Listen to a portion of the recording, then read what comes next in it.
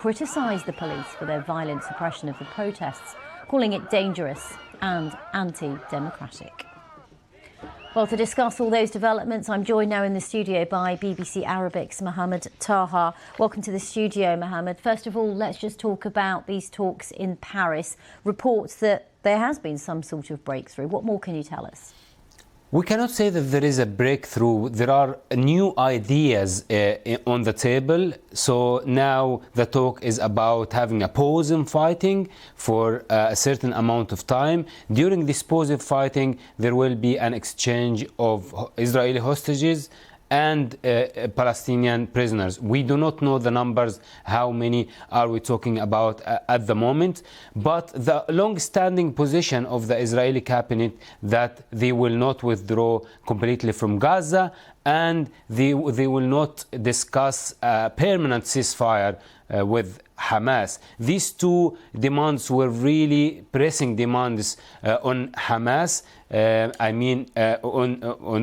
Hamas side, they wanted these two demands, and the Israeli side did not want this at all. That's why we saw these demonstrations in the Israeli streets demanding that opposing fighting or even a ceasefire would happen to guarantee that the hostages would be released. Let me ask you about those protests. We showed the pictures there. I think we've got them up now again.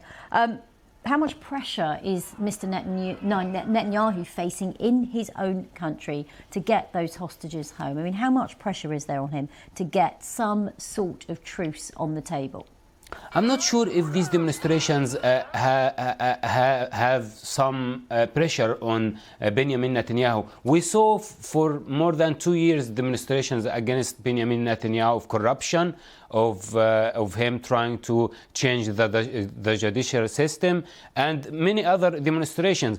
Netanyahu's stronghold is his right-wing alliance with the right-wing ministers in his cabinet, where they supporting him, and as long as he's able to keep this alliance intact by making sure that he's using the narrative of destroying Hamas, keeping the troops in Gaza, and continuing the war, he will keep this cabinet intact. Otherwise, it's going to be tricky for him, and that's why we're seeing the mounting amount of fighting in Gaza. We saw overnight 100 people died from Israeli shelling. We saw also Israeli soldiers and officers are dying. The war is continuing, and the humanitarian situation in northern Gaza and southern Gaza is really deteriorating. Mohamed, very briefly, I would like to ask you about the humanitarian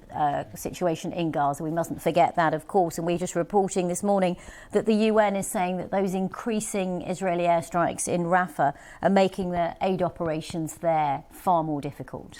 Two main points on that. So Israel wants to invade Rafah by ground forces by the beginning of the month of Ramadan in 2 weeks' time, and this will make it really difficult for more than 1 million refugees in Rafah. And the other point, in northern Gaza at the moment there is no whatsoever aid is going to Gaza, and people are reporting that they are dying from lack of food and from lack of medicine, more than dying from fighting. Mohamed Taha, thank you very much for bringing us up to date on all the developments there. Well, we're also following developing